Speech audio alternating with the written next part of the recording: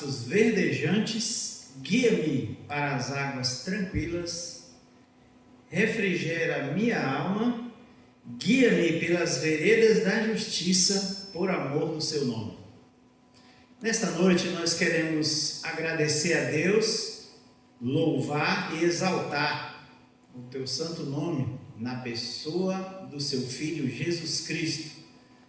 Aproveitar e agradecer pelo privilégio que você que está nos visitando através da adoração ao Senhor Deus junto conosco na página da igreja, seja bem-vindo, adore a Deus junto conosco, comente, louve a Deus pela sua palavra. A Igreja Batista Central, uma boa noite e vamos juntos adorar ao Senhor, cantar louvores, exaltar o seu santo nome.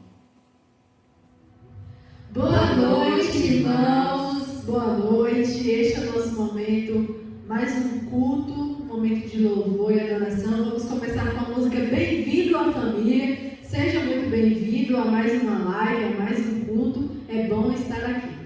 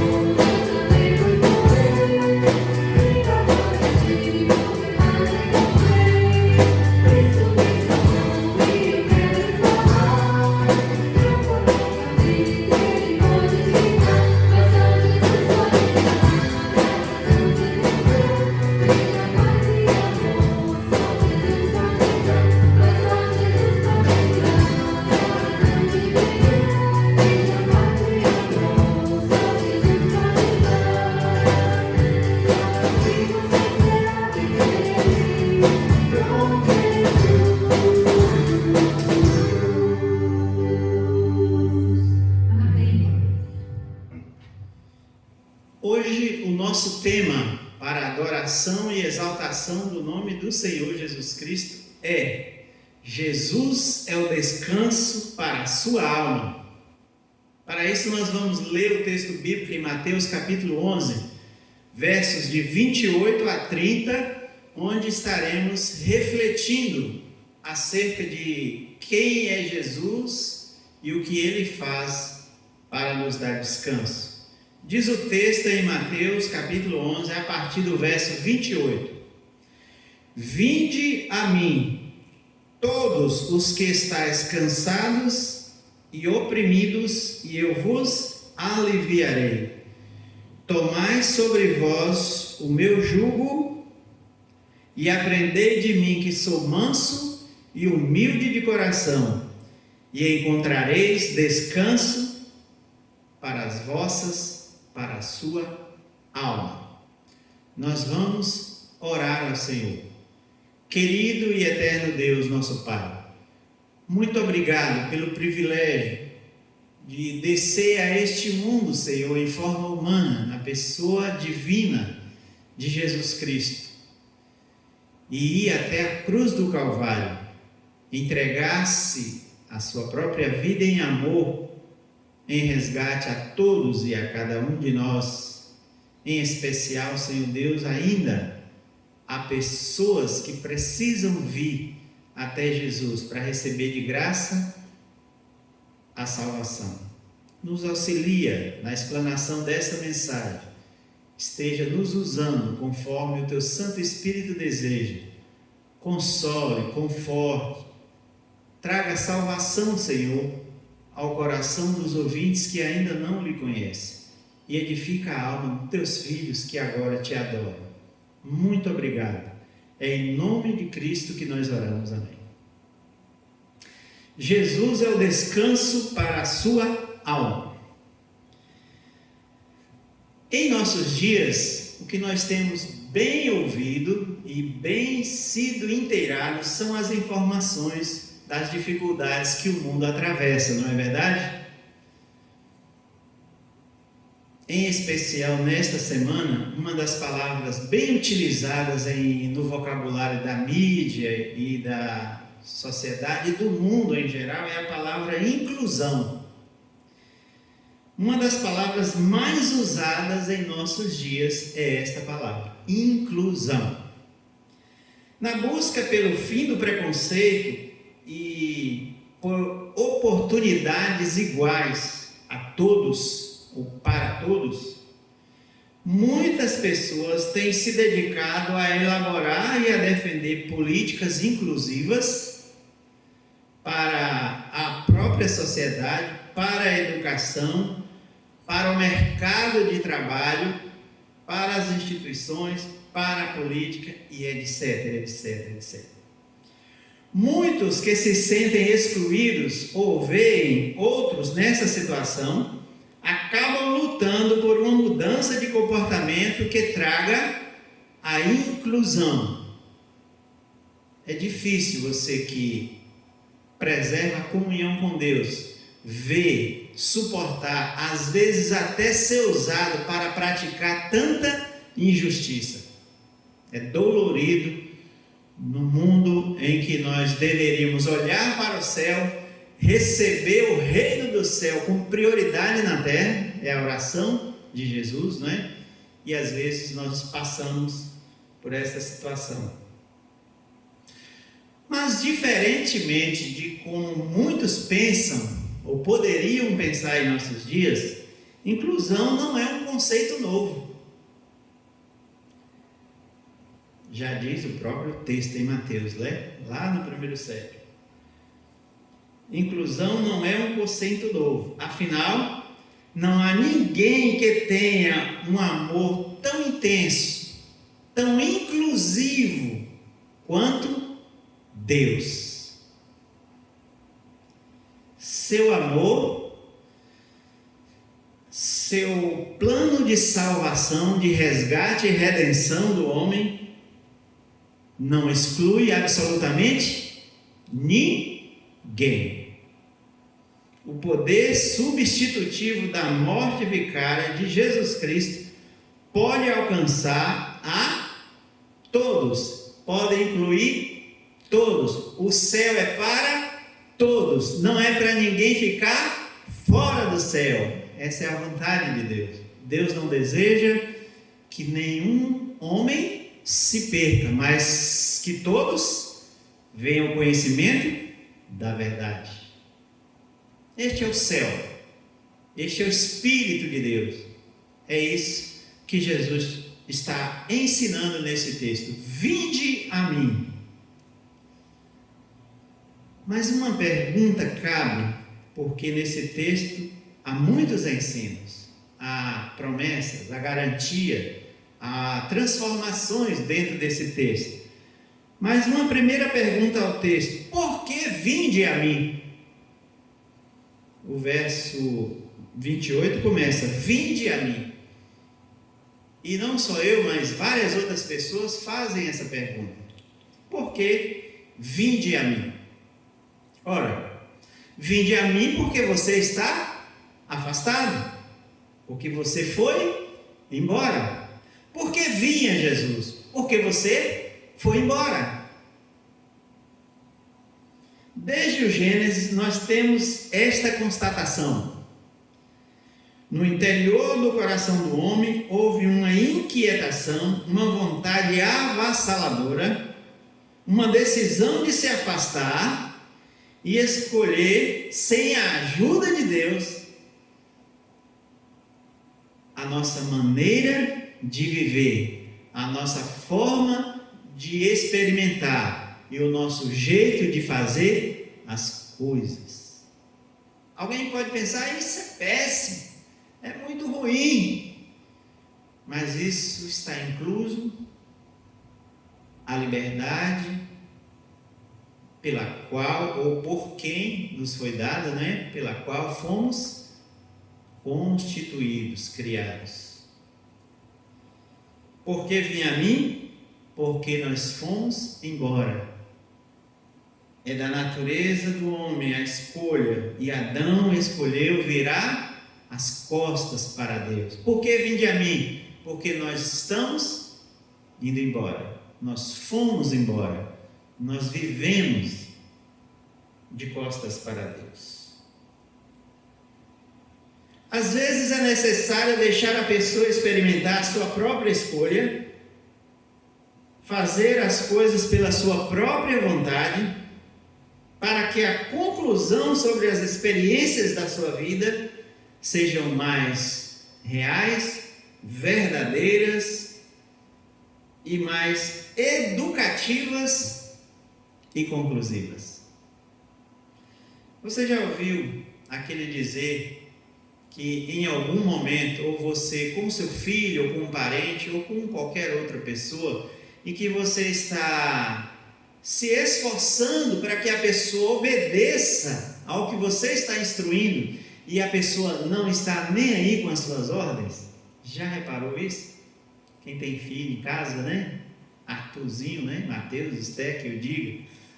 Os pais procurando instruir os filhos: não faça isso.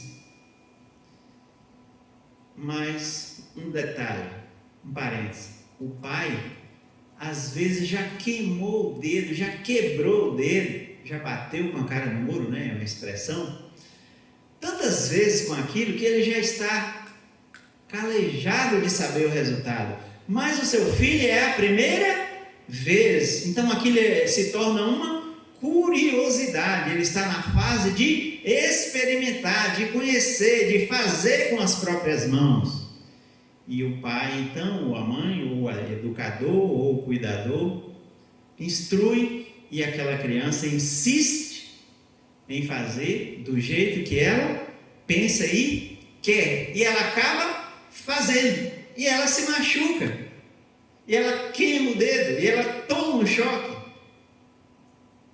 Porque isso é da constituição do ser humano. Ele precisa experimentar, ele quer fazer, ele quer descobrir por ele mesmo. Enfim, ele quer experimentar, ele quer fazer, ele mesmo quer tirar a sua conclusão. Deixa ele pessoalmente experimentar, porque ele vai acabar no popular, quebrando a cara.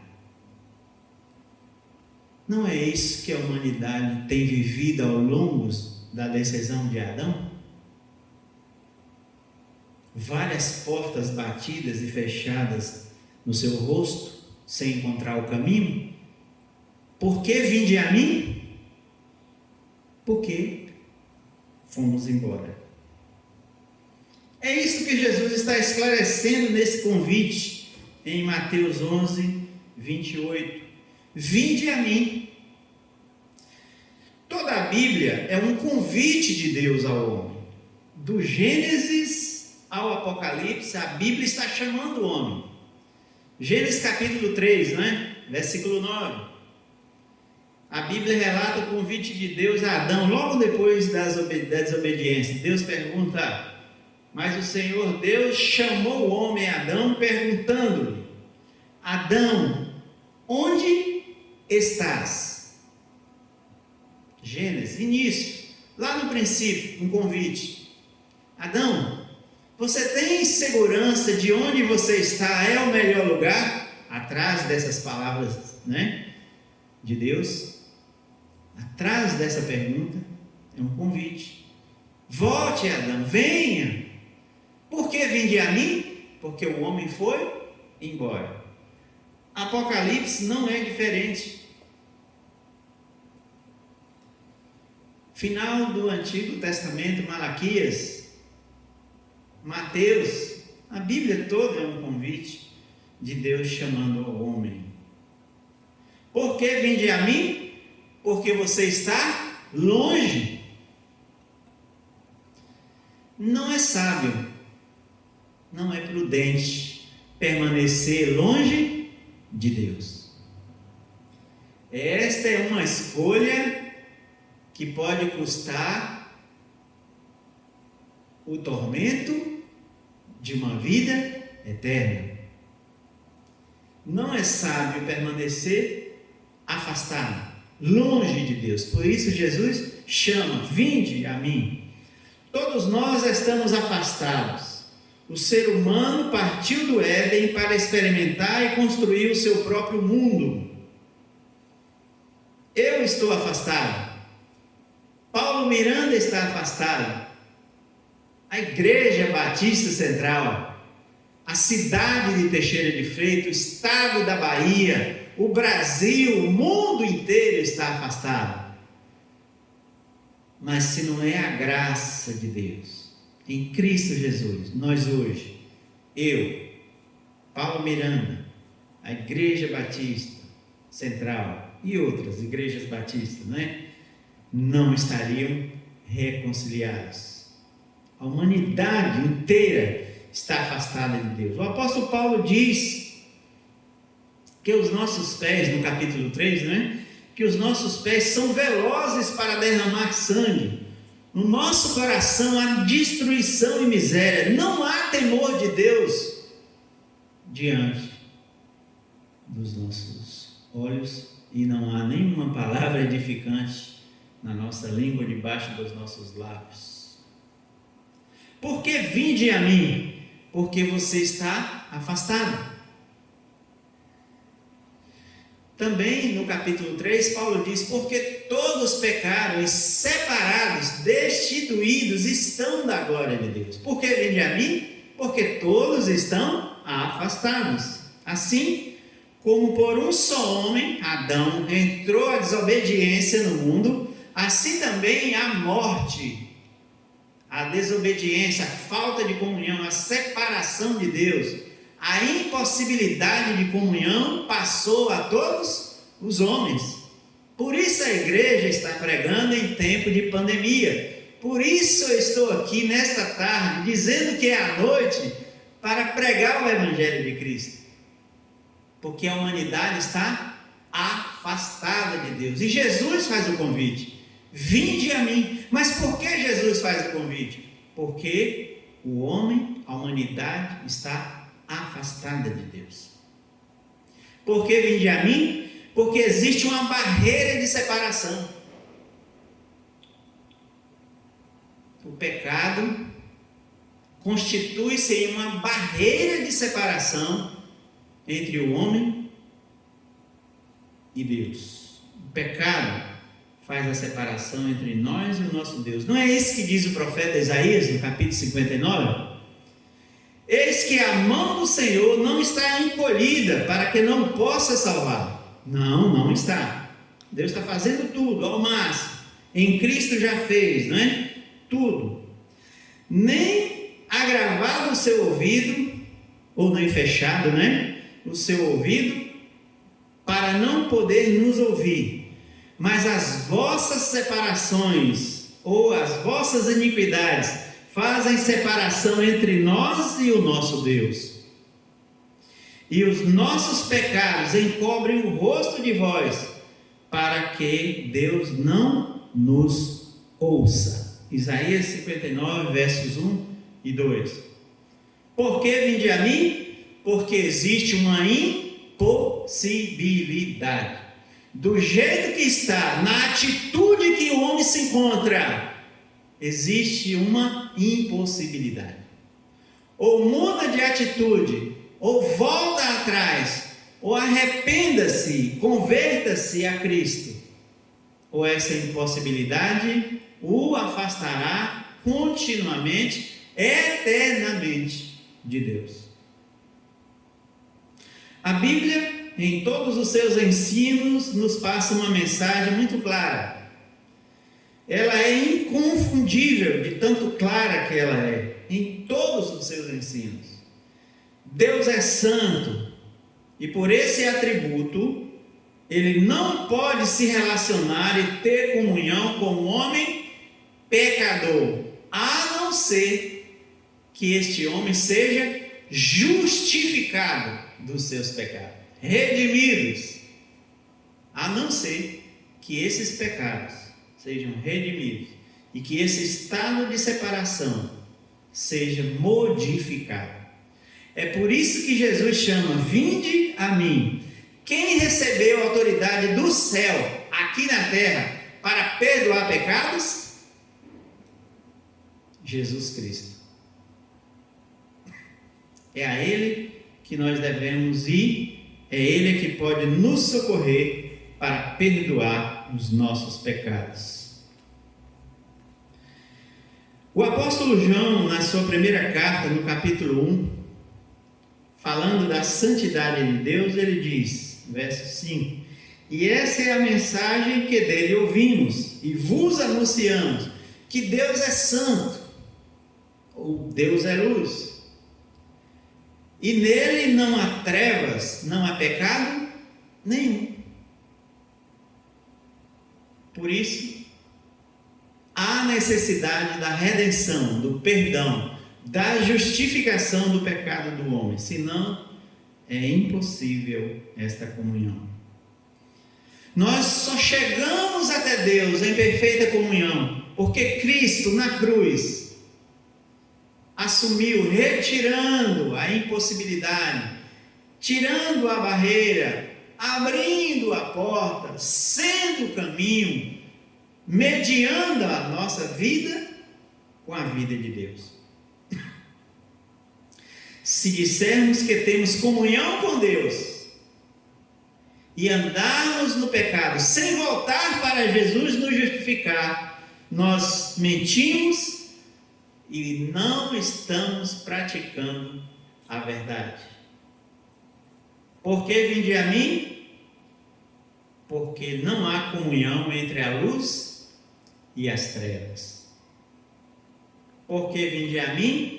Porque não há comunhão entre a luz e as trevas. Não pode haver compatibilidade entre a santidade de Deus e a rebeldia pecaminosa do homem.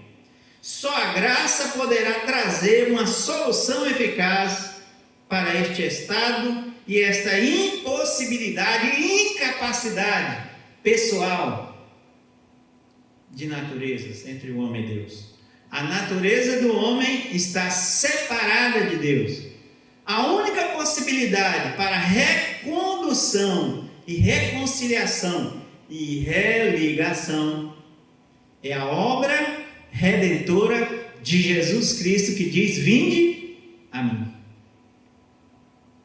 Toda a Bíblia é um convite à humanidade, do Gênesis ao Apocalipse. Em Gênesis 3 nós já ouvimos Deus perguntando a Adão: Adão, onde estás? Em Apocalipse 22, o último capítulo do Apocalipse, Deus diz: o Espírito e a noiva, ou seja, a igreja, dizem: vem. E todo aquele que ouve, diga: vem. Ou que ouvir. Quem tiver sede, venha. E quem quiser, beba de graça da água da vida. Por que vinde a mim? Porque estamos separados. Porque nós fomos embora. Porque nós estamos afastados. Porque existe uma barreira de separação. Porque há uma impossibilidade de incompatibilidade de natureza. Porque não há comunhão entre a luz e as trevas.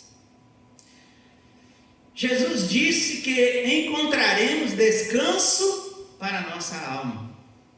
Jesus é o descanso para a nossa alma. Jesus tem descanso para você. Mas é um descanso, no termo referido, o ensino que a Bíblia quer trazer, não é um descanso que uma boa noite de sono pode trazer, não é? Os colchões hoje estão altamente desenvolvidos na tecnologia e na ciência, que os colchões só faltam falar o que você tem que fazer para melhorar. Porque são uma variedade de programas que tem.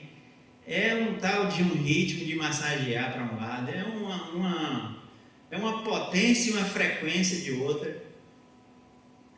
Se o seu corpo está cansado, os colchões e uma boa noite de sono pode te trazer descanso. Mas não é esse o descanso que o texto quer nos ensinar. Não é um descanso que vem dos remédios, que você está com dificuldades de se autocontrolar. Às vezes é necessário um auxílio medicamentoso. Não é esse descanso.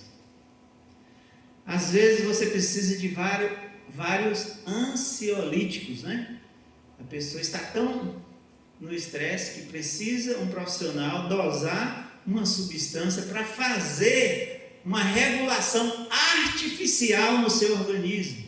Não é esse descanso que Jesus está dizendo.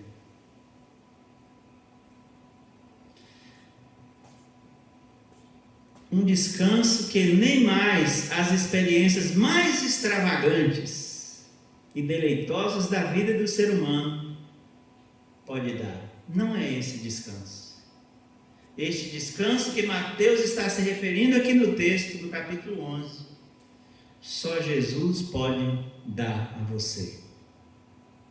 É o descanso espiritual, é o descanso da sua alma, é a reconciliação única, pessoal, perfeita entre nós, entre você e Deus.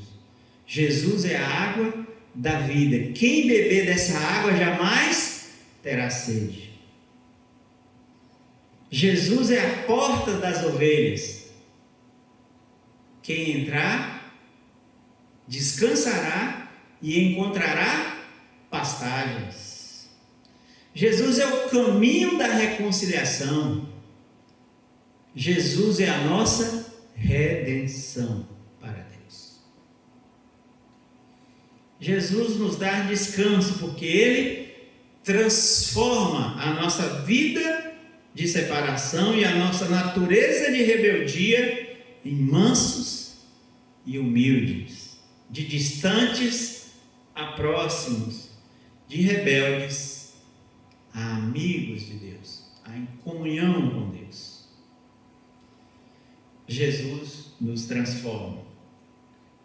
Jesus nos restaura.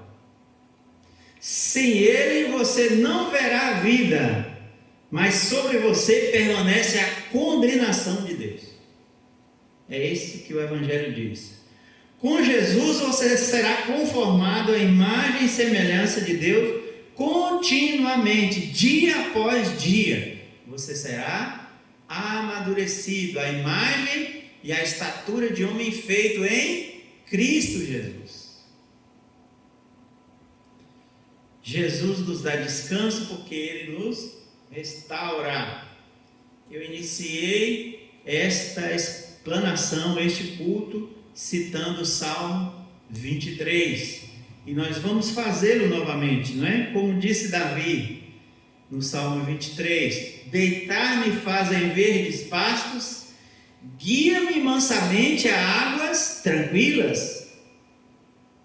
Também no verso 3: refrigera a minha alma, guia-me pelas veredas da justiça, porque a vereda do homem é tão injusta, porque nós precisamos vir a Cristo para Ele nos guiar às veredas da justiça do Senhor, por amor do nome do Senhor. Porque Jesus nos dá descanso? Porque Ele nos dá a vida eterna. De que maneira?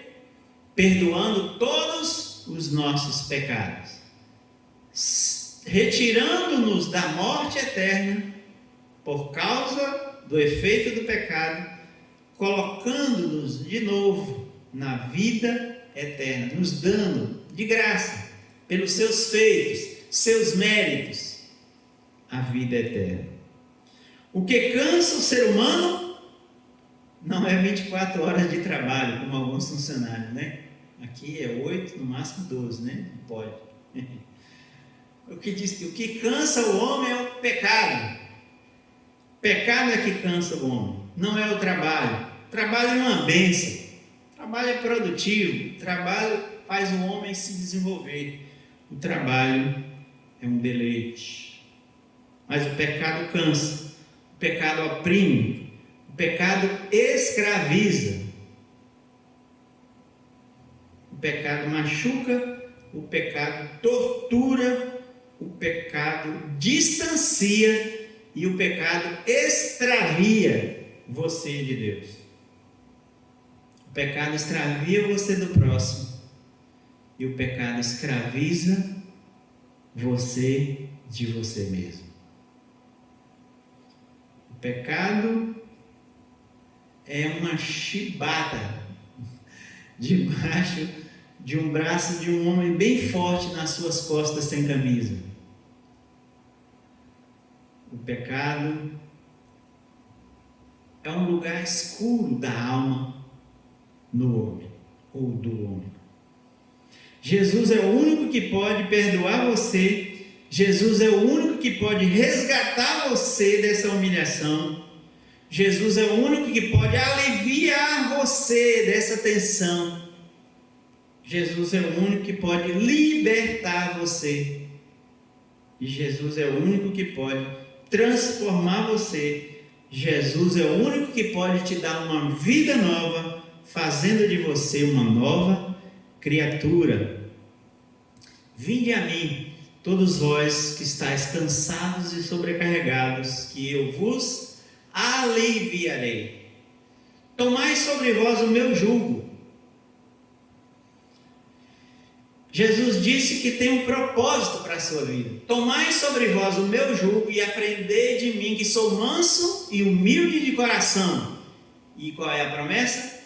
E achareis, encontrareis descanso para a vossa alma. Jesus é o descanso para a sua alma. Jesus disse que tem um propósito para a sua vida. Tomai sobre vós o meu jugo. Quando fala de jugo, na nossa cultura, o jugo é uma canga, é um instrumento confeccionado pela mão humana, pela habilidade, do homem, que coloca nos pescoços de 2 boi mansos que foram amansados, domesticados, para fazer um trabalho de puxar peso. Esse jugo aí é aquela canga que põe no pescoço de 2 bois e um fica do lado do outro.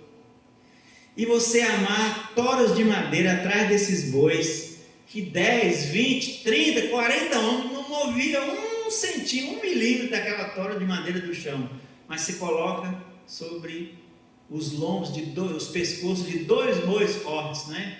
E aquele jugo faz com que aqueles bois andem no mesmo passo, juntinho.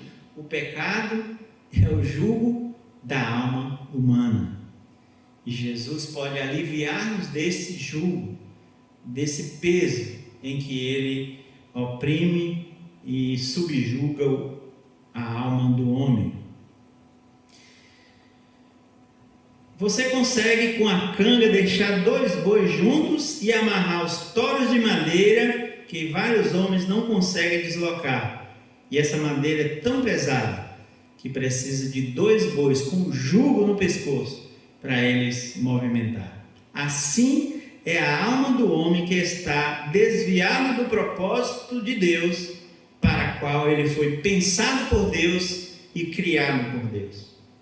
Quando o homem caminha sozinho, ele se perde. Olha o reflexo da atitude de Adão mais Eva. Quiseram andar sozinho, por isso se perderam. E o perder aqui não deixar de existir não, viu? O perder aqui é uma vida com qualidade, uma vida sem qualidade. O que Jesus chama de vida abundante. E o homem sem Cristo vive em uma vida desgastante, humilhante. O homem sozinho se perde. Quando o homem anda sozinho, ele não tem direção segura. Por isso Jesus é o caminho. Porque o homem afastado de Cristo, ele não tem direção segura. Ele pode tomar qualquer esquina. Do mesmo homem você pode esperar qualquer atitude. E o mesmo homem você pode esperar qualquer atitude. Porque quando ele anda sozinho, ele não tem direção. Quando o homem caminha sozinho, ele se torna fraco. Ele se torna sujeito. Salomão disse em Provérbios que há caminhos que no pensar do homem, que ao querer e ao imaginar do homem são caminhos retos, mas que o fim desses caminhos é a morte. Então o homem que anda sozinho, ele prefere a morte. E o interessante do homem é que ele não vai sozinho, ele acaba trazendo mais 1, mais 2, mais 3, e assim caminha a humanidade em passos largos para a eternidade separada de Deus, contrariando algumas teologias, né?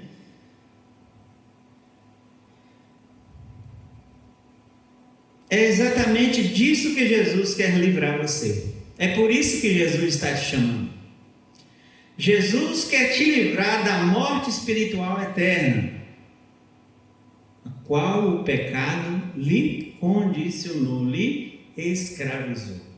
Mas, se eu tenho Jesus ao meu lado, Ele me dá um propósito de vida. Jesus me dá segurança. Jesus nos e me fortalece. Jesus me anima. Jesus nos e me encoraja. Jesus nos dá o poder. O poder de Deus. Atos capítulo 1, né? Versículo 8. Mas recebereis poder, virtude, ao descer, ao vir sobre vós o Espírito Santo. E vocês serão minhas testemunhas, a começar em Teixeira, Jerusalém, Samaria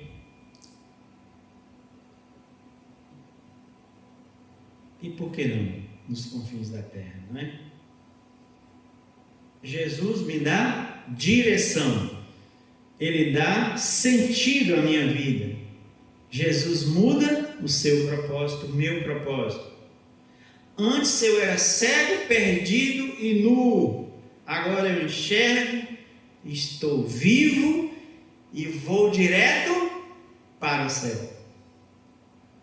Vinde a mim. É o convite de Jesus nesta noite. Que tenhamos todos uma ótima semana, porque é Jesus que nos chama. Amém? Vamos orar. Bendito e eterno Deus, muito obrigado, Senhor, pelo Teu Espírito, usando a Tua palavra, nos edificar e nos santificar. Muito obrigado, Senhor, pelo Teu conforto e o Teu consolo. Obrigado pela Tua direção. Obrigado pela Tua companhia, Senhor. Obrigado pelo alívio, pelo refrigério, pelas veredas justas, Senhor. Muito obrigado. Nós oramos no nome de Cristo. Amém. Irmãos, finalizando esse momento do nosso culto, nós vamos cantar com música de reflexão. Ao orar no Senhor, vem encher-nos com o Teu amor.